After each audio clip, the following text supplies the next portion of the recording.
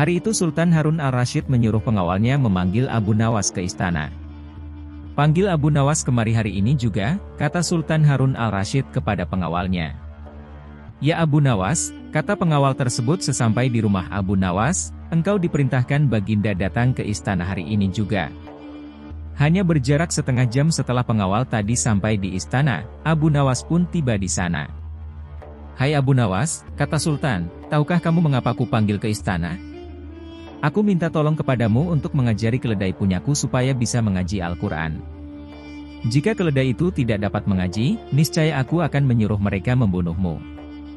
"Baiklah ya Baginda," jawab Abu Nawas. Kemudian Abu Nawas disuruh pulang dengan membawa seekor keledai. Sesampai di rumah, keledai itu diikat erat-erat pada sebatang pohon kurma. Esok harinya Abu Nawas mulai memukul keledai itu dengan sebuah cambuk rotan sampai setengah mati. Ketika binatang itu hampir mengamuk, Abu Nawas mengucapkan kata, atau. Perkataan itulah yang diajarkan Abu Nawas kepada keledai sambil tetap mengayunkan cambukannya tanpa henti. Hal itu ia lakukan setiap hari dari pagi sampai maghrib selama beberapa hari sehingga ia tidak terpikirkan untuk menghadap ke istana. Setengah bulan kemudian Baginda menyuruh seorang pengawalnya melihat ke rumah Abu Nawas, apakah dia mampu mengajari keledai itu mengaji atau tidak. Apa yang disaksikan oleh pengawal tadi di rumah Abu Nawas, tiada lain cambukan yang dilancarkan oleh Abu Nawas ke badan keledai itu sambil berkata, atau, sampai binatang itu kesakitan setengah mati. Akhirnya kejadian itu dilaporkanlah kepada Baginda Sultan. "Mohon ampun Baginda," kata pengawal itu sesampai di istana, "saya lihat Abu Nawas sedang mengajar keledai itu di belakang rumah dengan sebuah cambuk rotan yang besar. Jika tali pengikatnya tidak kuat pastilah keledai itu lepas dan mengamuk. Yang diajarkan tidak lain hanyalah 3 patah kata, yaitu, atau. Baginda terheran-heran mendengar laporan itu. Setelah berpikir sejenak Baginda menyuruh pengawalnya, "Panggil kemari Abu Nawas sekarang juga.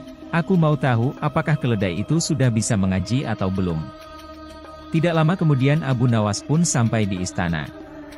"Hai Abu Nawas, sudahkah engkau mengajar keledaiku itu dan apakah keledai itu sudah bisa mengaji Al-Quran?" tanya Baginda Sultan. "Sudah bisa sedikit-sedikit, ya tuanku," jawab Abu Nawas.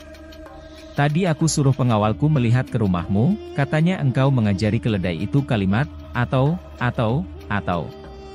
Aku mau tahu apa artinya perkataan itu?" "Ampun ya tuanku," kata Abu Nawas. "Arti, atau, itu adalah jika bukan keledai yang mati, atau hamba, atau tuanku, atau tidak ada salah seorang yang mati, hamba tidak akan puas. Sebab sampai habis umurnya sekalipun, binatang itu tidak akan bisa mengaji Al-Quran. Itu sebabnya binatang itu hamba cambuk agar mati. Dengan demikian hamba senang karena pekerjaan hamba dapat selesai. Atau hamba yang mati, atau paduka yang mati, atau salah satu, barulah habis perkara keledai itu."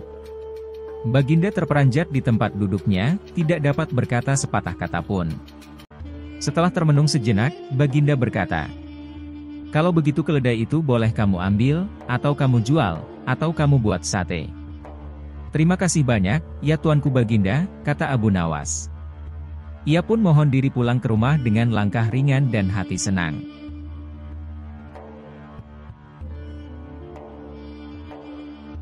Suatu hari, Abu Nawas keluar rumah hingga larut malam, dan istrinya pun gelisah juga emosi karena kelakuan suaminya.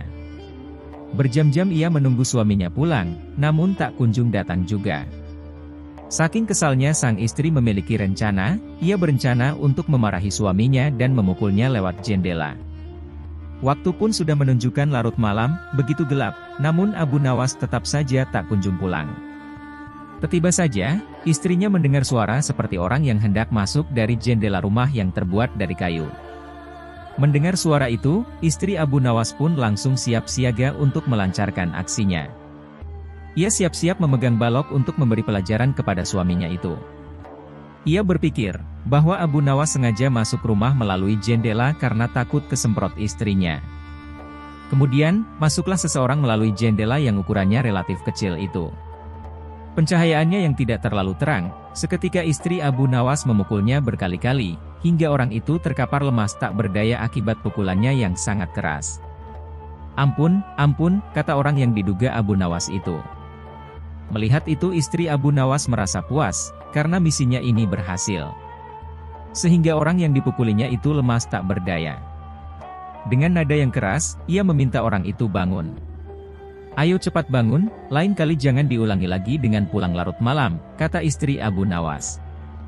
Namun anehnya orang itu juga tak kunjung bangun. Istri Abu Nawas pun penasaran, dan memeriksanya. Betapa terkejutnya, ternyata orang yang dipukulinya itu bukanlah suaminya, tapi maling yang mencoba ingin masuk ke rumahnya. Istri Abu Nawas pun berteriak, lalu warga sekitar beramai-ramai mendatangi rumah Abu Nawas, kemudian meringkus maling itu. "Wah, hebat sekali, pencuri ini sampai terbaring tak berdaya di lantai. Mungkin butuh berminggu-minggu agar bisa pulih kembali," kata salah satu warga. "Maaf Pak, saya tak bermaksud menyakitinya, apalagi sampai separah itu. Hanya kekeliruan saja, Pak," kata istri Abu Nawas. "Keliru bagaimana?" tanya warga. "Waktu itu, ia masuk melalui jendela dapur. Dan saya kira suami saya yang baru pulang berpesta dengan teman-temannya, makanya langsung saya gebuk," terang istri Abu Nawas. Kemudian tak lama Abu Nawas pun datang, dan melihat ceritanya itu ia merasa bersyukur sambil tersenyum kecil karena bukan dirinya yang dipukuli istrinya itu. "Untung saja bukan saya yang dihajar, makanya jangan main pukul, beginilah akibatnya," kata Abu Nawas.